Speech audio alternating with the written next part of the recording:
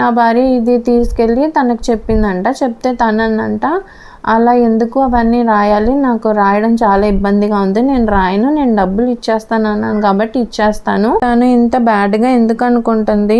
నేను మా ఇంట్లో చూశాను 1000 రూపాయలకి 2000కి కూడా మాట్లాడుకోవడం మానేసిన వాళ్ళని.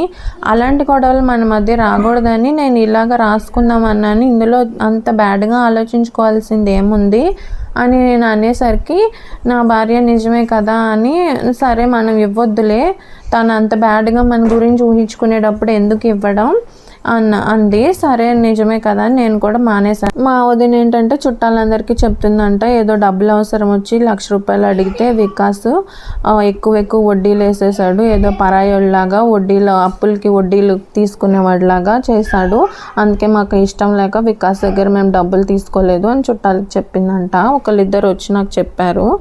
సర్లే ఏదో చెప్పుకుందిలే అని నేను కూడా దాని గురించి అంత ఏం పట్టించుకోలేదు. తర్వాత కొన్ని నెలలకి చెప్తుందనమాట నా భార్య, ఒక 2-3 నెలలకి మా వదిన నాకు డబ్బులు తిరిగి ఇచ్చేస్తానన్న టైం కూడా దాటిపోయింది అనమాట. అప్పుడు తను చెప్తుంది, మా వదిన వాళ్ళ అమ్మ వాళ్ళ దగ్గర తీసుకుందంట 1,00,000 రూపాయలు, కానీ ఆ 1,00,000 రూపాయలు తిరిగి ఇవ్వలేదంట తను. అప్పటికి ఇస్తానన్న టైం కూడా అయిపోయింది కానీ తిరిగి ఇవ్వలేదని మా వదిన వాళ్ళ అమ్మ నాన్న వాళ్ళతో మాట్లాడడం మానేశారంట.